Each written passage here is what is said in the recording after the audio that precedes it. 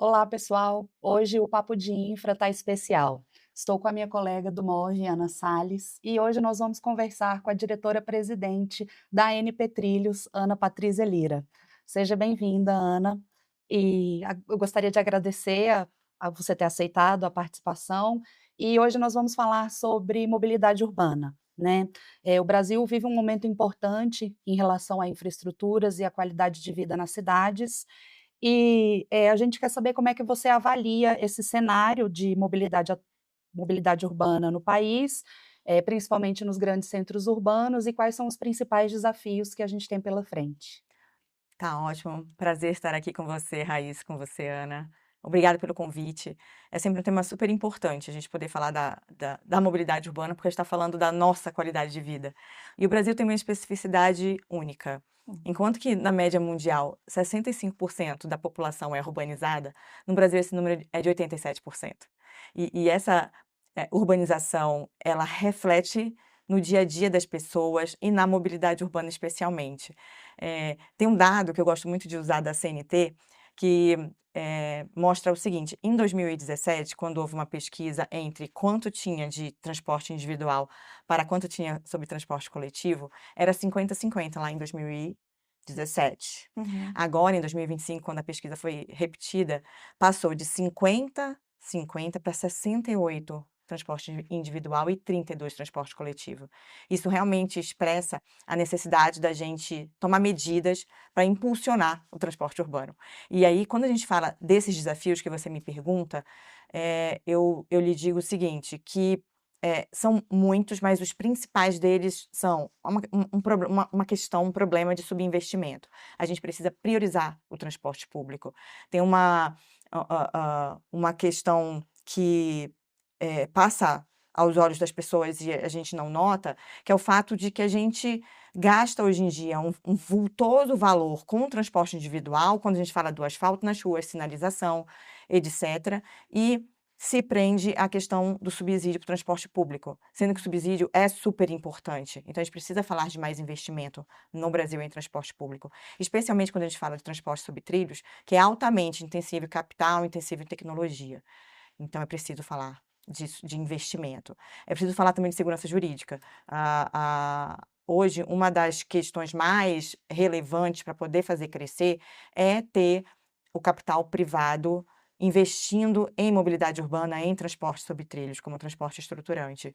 E aí, então, é preciso, para isso, que haja segurança jurídica, que a gente tenha regras legais que deem os contornos necessários para que os estados e os municípios, que são os que têm competência para tratar de transporte urbano, possam organizar bons contratos. A gente precisa falar sobre agências reguladoras firmes, porque são contratos de longo prazo, em que é necessário que haja fiscalização e regulação, e, e outras questões. E a terceira parte, falando depois de subinvestimento, depois de falar sobre segurança jurídica, é a questão da gente ter um olhar único para a mobilidade urbana. É o que a gente fala, da gente ter uma governança integrada. A gente, quando tem uma governança integrada, a gente consegue falar de planejamento de longo prazo, consegue falar de integração física, quando a gente traz racionalidade para a rede existente, Uhum. consegue falar de integração tarifária, quando a gente consegue também trazer para a mesma tarifa, para o passageiro, a integração que vai fazer com que diminua a tarifa, que vai fazer com que ele venha para o transporte público. Então, esses são desafios que a gente tem que observar para melhorar a qualidade de vida nas cidades. Até por uma questão de sustentabilidade, né? Transporte público versus o transporte individual, você tem um ganho de escala ali, né? E um consumo menor de, enfim, gás carbônico, quando se fala então de trilhos, hein? Exato. A comparação, ela. Uma pessoa dentro de um ônibus, ela ocupa 0,25 metros quadrados. Uhum. Um veículo que, na média do Brasil, é ocupado por 1,3 pessoas, né, quando a gente utiliza a média, ele ocupa a 36 quilômetros por hora, que é uma velocidade baixa, 40 metros quadrados. Então, a gente está saindo de 0,25 para 40 metros quadrados. Uhum. Daí a importância de você ter atenção para essas pessoas que deixaram o carro em casa, que não decidiram ir de carro, decidiram ir de transporte público. Elas é que têm um olhar especial do governo. E assim, abordando esse ponto que você falou da redução, né, do número de passageiros e dessa proporção entre veículos privados e veículos coletivos, né, transporte coletivo. A gente sabe que para modelar uma PPP, né, de transporte público, tem que ter uma delicadeza, tem que ter uma sensibilidade para que a tarifa, ela não seja exorbitante e não inviabilize aí, o dia a dia das pessoas que dependem do transporte público, né. Então, você não tem como, modelar uma PPP sem considerar ou subsídio, investimento, contrapartida pública. Hum. Porém, está tendo uma redução no número de passageiros, ao mesmo tempo que a gente tem visto iniciativas aí de gratuidade tarifária, né, a gente já tem casos aqui, acho que o próprio DF, né, de final de semana e feriado. Como é que esses projetos vão parar de pé, assim, economicamente, né, falando? E como é que vão ser as garantias desses projetos? A gente já tem, a gente está usando os fundos garantidores previstos para PPP, né, a gente tem alternativas para esses fundos garantidores, para, outras formas de financiamento, é só BNDES, a gente tem algumas outras saídas. O BNDES é um grande parceiro. É. De fato, Ana, quando a gente fala de desenvolvimento da infraestrutura sobre trilhos, PPPs e concessões, seguem, a mesma tendência de outros setores de infraestrutura, né. Uhum. A gente busca no capital privado a parceria, na medida em que o orçamento fiscal dos estados e municípios já não é suficiente para fazer frente à necessidade de investimento. Uhum. Então, sim, PPPs e concessões são vistos como sendo a principal alternativa hoje, e com isso, as fontes de viabilidade, que dão sustentabilidade econômica, elas têm que ser cada vez mais desenvolvidas. Uma das principais é justamente a contraprestação pública, né, o subsídio, que ele é o que é o núcleo de sustentabilidade da concessão. É Uhum. a visão de que o estado e o município têm que participar dessa equação para que os projetos fiquem de pé e a gente consiga desenvolver. A outra questão é justamente, buscar novas garantias. Os projetos, principalmente no estado de São Paulo, que é onde a gente está tendo maior desenvolvimento, eles vêm prevendo, importantes, fontes de garantia, que é a própria a receita do passageiro, são fundos também dos estados, a gente vê pelo Brasil, vendo pelo Brasil, fundo de participação dos estados, fundo de participação dos municípios, construção realmente de fundos garantidores para dar para garantir, né, mitigar os riscos desses projetos.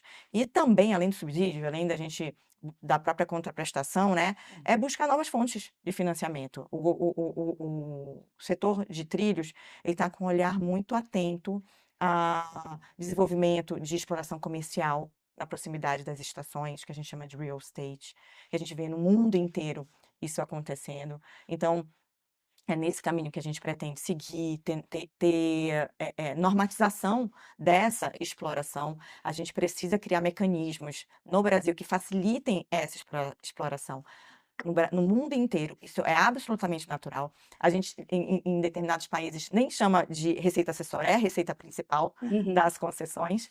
E no Brasil, a gente ainda tem que evoluir, a gente tem que realmente pensar diferente para o próprio benefício do setor. O Hoje, o que está claro é que a gente está no limite fiscal de estados e municípios. O que antes, o setor de mobilidade urbana, ele, há alguns anos atrás, ele não tinha subsídio nenhum, era o próprio passageiro que fazia, que pagava, né, pelo serviço como um todo. Com o tempo, a gente foi vendo que já não é mais possível, que o passageiro já não tinha mais condições de sozinho pagar. Justamente, Ana, porque veio tendo diminuição do número de passageiros, e aí o rateio ficou muito caro. Uhum. E aí entra a necessidade de subsídio. E o evento da pandemia, onde 80% do transporte público parou, demonstrou mais do que nunca que é fundamental que haja um olhar especial do Estado, que tenha uma fonte de financiamento estável para esse setor, para poder, somado com a tarifa paga pelo passageiro, mais o subsídio, mais outras fontes de receita, nós termos os recursos necessários para manter o serviço e também desenvolver o serviço no Brasil. E essa questão que você trouxe das receitas acessórias, elas também, têm um impacto direto na qualidade de vida dos usuários, né. você tem ali mais prestação de serviços em volta, você pode se organizar no seu dia para, né, no caminho para o trabalho já resolver alguma coisa, já comprar alguma coisa que é necessário. E nesses termos de qualidade de vida dos usuários, como é que você explica por que que investir em transporte sobre trilhos é, primeiro, uma política de sustentabilidade, e aí não só falando de meio ambiente, mas da parte social também, e que melhora diretamente a qualidade de vida das pessoas? Raíssa, excelente pergunta. Quando a gente fala do transporte sobre trilhos, a gente está falando de um transporte que emite, por passageiro quilômetro, 2 gramas, contra 16 do ônibus, contra 132 dos veículos particulares, individuais, né? Então, é como você falou, sobre sustentabilidade não se discute. Hoje, principalmente no Brasil, onde as nossas fontes de energia são renováveis, é muito mais sustentável que o resto do mundo. E agora não fica só nessa parte ambiental, né? Tem uma parte social que é muito importante. Por exemplo, quais são os problemas que a gente tem nas cidades? Congestionamento, acidentes, além da poluição. Em relação ao congestionamento, quando você investe em transporte sobre trilhos, você investe no transporte estruturante, que se a gente for considerar hoje o sistema existente, ele tira das ruas, se ele não existisse, teríamos nas ruas 1.300.000 carros, mais carros. Teríamos nas ruas 18.000 mais ônibus. Então, a escolha por investimento em transporte sobre trilhos, ela vai trazer benefícios na diminuição do fluxo de veículos, com menos congestionamento, menos poluição sonora, né? Porque a tecnologia hoje existente no transporte sobre trilhos, ela é muito menos ruidosa do que o tráfego constante e que existe nas cidades. A gente está falando de equidade. O transporte coletivo, eu falo que é o direito dos direitos. Ele dá o direito de você ir para o médico, exercer sua saúde, ir para a escola, exercer a educação, ir para o seu trabalho, exercer o direito ao emprego. Então, se você não tem transporte coletivo, você não consegue exercer os outros direitos. E outras, além de várias outras questões que existem ligadas ao desenvolvimento do transporte sobre trilhos, é um transporte mais rápido, é um transporte mais previsível, é um transporte que diminui o tempo de viagem. Pegando o exemplo da linha 6, que está em construção lá no estado de São Paulo, hoje o percurso entre Brasilândia e o centro, quando você vai de ônibus, leva 1 hora e 30 minutos. Quando o metrô estiver pronto, esse mesmo percurso vai ser feito em 26 minutos. Olha quanto a pessoa que mora nessa região vai ganhar de tempo de qualidade de vida em casa, né? Descansando mais, estando com a sua família. Então, é isso. A gente está falando de transporte sobre trilhos, além do benefício como transporte coletivo na qualidade de vida das cidades, principalmente na qualidade de vida das pessoas. Isso, e com aquele dado que você trouxe também inicialmente, que o Brasil é mais de 80% urbanizado, quanto maiores os centros urbanos, mais longe as pessoas moram da onde elas precisam trabalhar e mais tempo elas demoram para se deslocar. Exatamente, Raíssa. Ainda mais no Brasil, que, infelizmente, nós temos um desenvolvimento não planejado. É tudo desplanejado. Quais são as melhores teorias que a gente deve aplicar quando se trata de organização urbana? É fazer o que a gente chama, o DOT, desenvolvimento orientado ao transporte. É quando você planeja as cidades levando as linhas de transporte para onde as pessoas estão e aproximando a possibilidade de conseguir empregos, o acesso à saúde, às escolas que seus filhos vão estudar. Então, você organiza a cidade de modo a facilitar a vida das pessoas. E no Brasil, não é assim que acontece. O desenvolvimento ele se dá de forma desordenada e, mais do que nunca, é importante que a gente tente reorganizar toda essa região, né? Que basicamente a gente está falando de regiões metropolitanas, de modo a isso, a ter mais qualidade de vida, mais tempo em casa, enfim. Lazer. Mas, bom, a gente está falando da importância, e como é que a gente está em questão de pipeline de projetos, né, de novos projetos? Você podia passar um pouquinho para a gente o que que tem aí para esse ano, os próximos? Ana, a gente vive um momento super otimista, que eu falo. Hoje, o setor de transporte, de transporte sobre trilhos, né? Uhum. Ele já está com mais de 50 bilhões em projetos em andamento. A gente está falando, por exemplo, do programa SP nos Trilhos, que tem na cidade de São Paulo, em andamento, em construção, o trem intercidades entre Campinas e São Paulo. A gente está falando da linha 6, que é a linha Universidade, né, que é no centro, que vai ligar ali o centro de São Paulo. Está falando de extensão das linhas existentes. Está realmente falando de projetos em Salvador. Salvador eu acho incrível, porque a gente tem hoje um metrô que funciona muito bem lá na cidade de Salvador, e a gente está em andamento o VLT. O VLT ele vai simplesmente duplicar o número de quilômetros de trilhos na cidade. Então, imagina a gente enxergar Salvador daqui a alguns poucos anos com cerca de 80 quilômetros de trilho, atendendo realmente a cidade como um todo. Mas, apesar de ter esses projetos em andamento e outros em estudo, e é bom ressaltar também um que é super simbólico, que é a retomada da construção da Estação Gávea, no Rio de Janeiro, que o Metrô Rio está executando, né?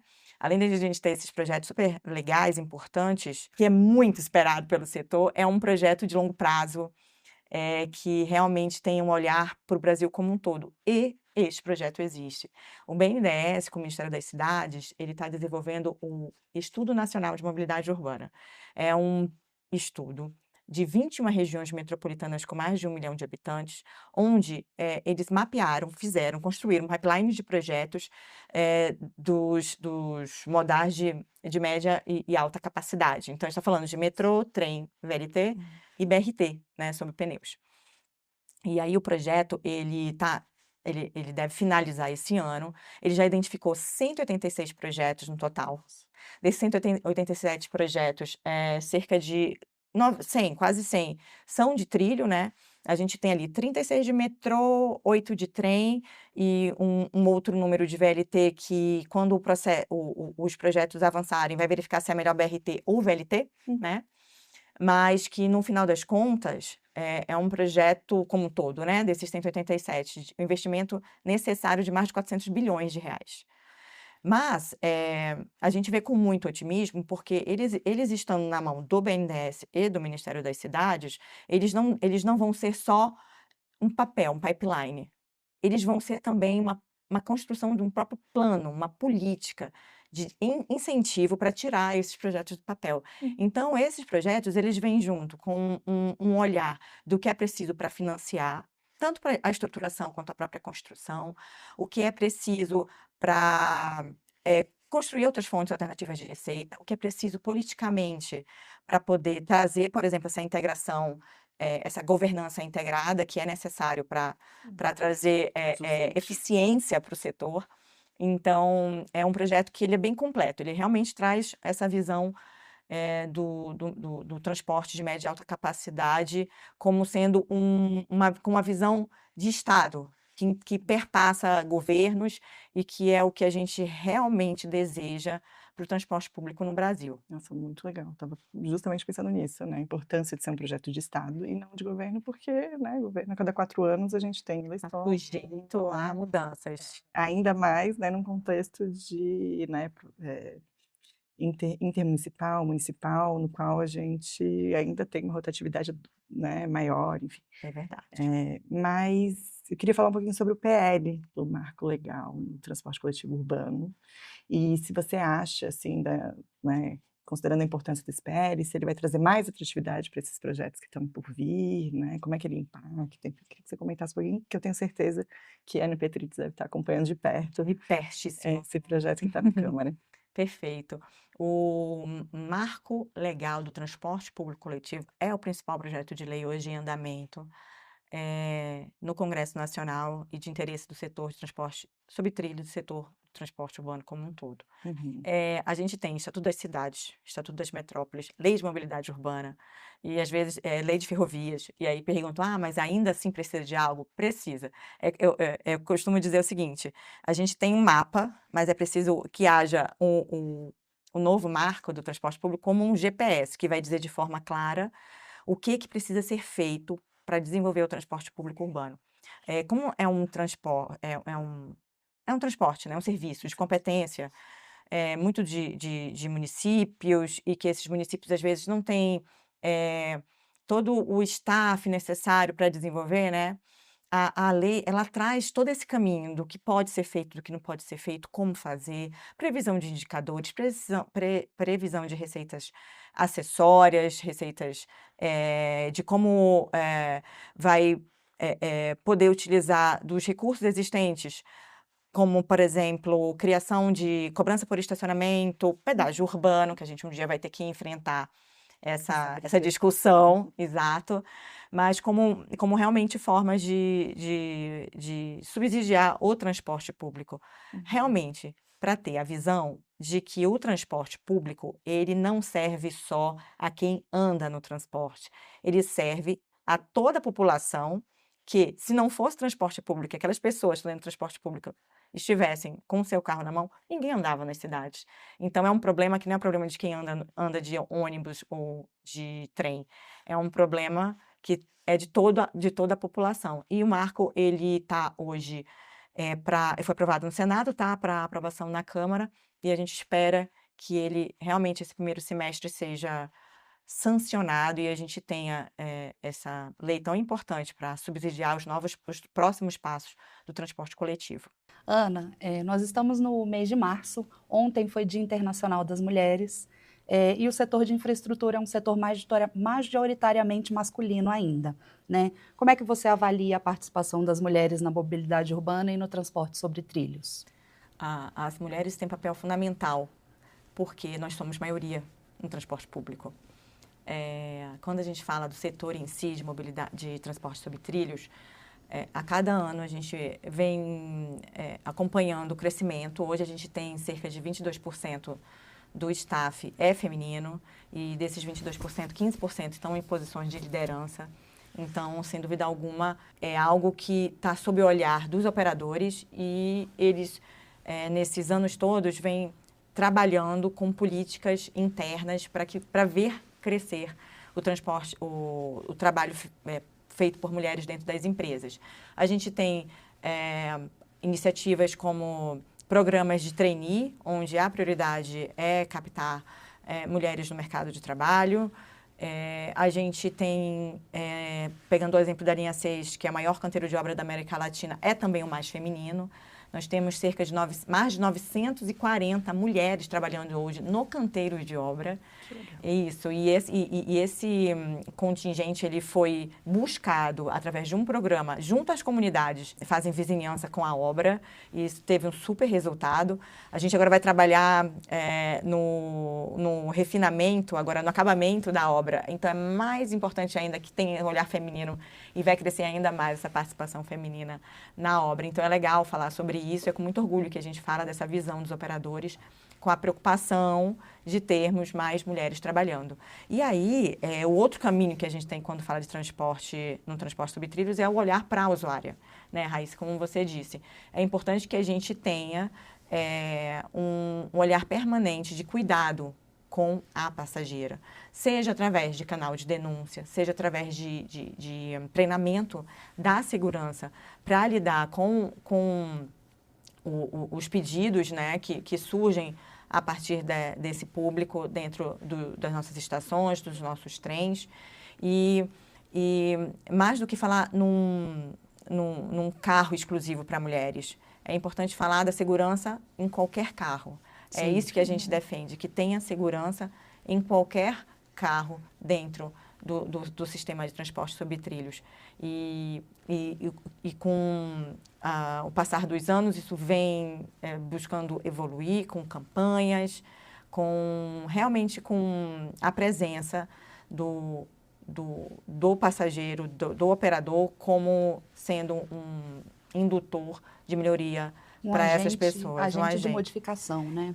Porque se a gente consegue dar um bom serviço para as mulheres, atender à necessidade delas, e dos seus filhos, né, que estão sempre juntos, a gente sabe que os filhos estão ali viajando com as suas mães, a gente tem um bom serviço para todo mundo, atinge todos os 2,5 bilhões de passageiros que o sistema transporta todo ano.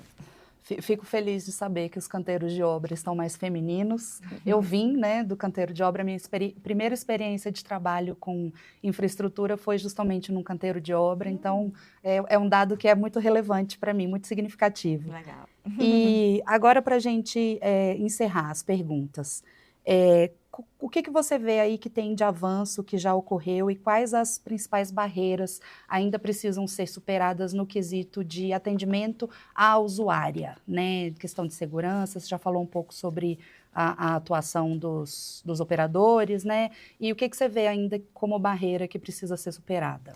Eu acho que a principal questão, até a que a gente realmente vê na mídia, é elas se sentirem seguras e não terem importunação qualquer dentro dos veículos. E, então, é um olhar que a gente tem que ter sensível para que realmente elas entendam que elas têm, na operação do serviço, um canal de apoio, um canal de ajuda e a confiança que a gente pode atender. Os nossos sistemas, eles obrigatoriamente têm a questão da segurança presente, temos que ter segurança própria, e a nossa segurança, ela tem esse olhar específico, treinado, especialmente para atender esses casos.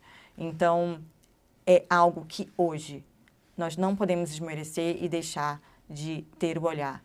É para que as nossas mulheres se sintam seguras dentro dos veículos de passageiros. A gente fazendo aquilo que a gente pode dentro da nossa realidade, né? Então, assim, muito importante. Bom, Ana, queria agradecer você ter vindo conversar com a gente hoje num papo de infra, que foi um papo de anos, né? Somos três anos aqui. É legal. Né? Você já tinha participado uma outra vez, quando estava à frente da CEAI, do Ministério da Fazenda, agora no NP Trilhos, né? Assim, que está sendo um super sucesso, né? Eu sou sua fã. Imagina, obrigada. Desde a época de Casa Civil, que acho que foi a primeira vez que a gente se cruzou profissionalmente, né? Mas você estava lá, enfim, à frente da situação, foi muito, muito bacana. E também queria agradecer aos nossos espectadores que estão acompanhando a gente, seja pelo Spotify ou seja pelo YouTube, né? E pedir para nos acompanhar nas redes sociais, aí no Instagram, no LinkedIn, no próprio YouTube. E muito obrigada. Obrigada, gente. Muito obrigada pelo convite. É um prazer enorme estar aqui. Estarei sempre quando vocês convidarem. Obrigada. Obrigada. Obrigada, pessoal.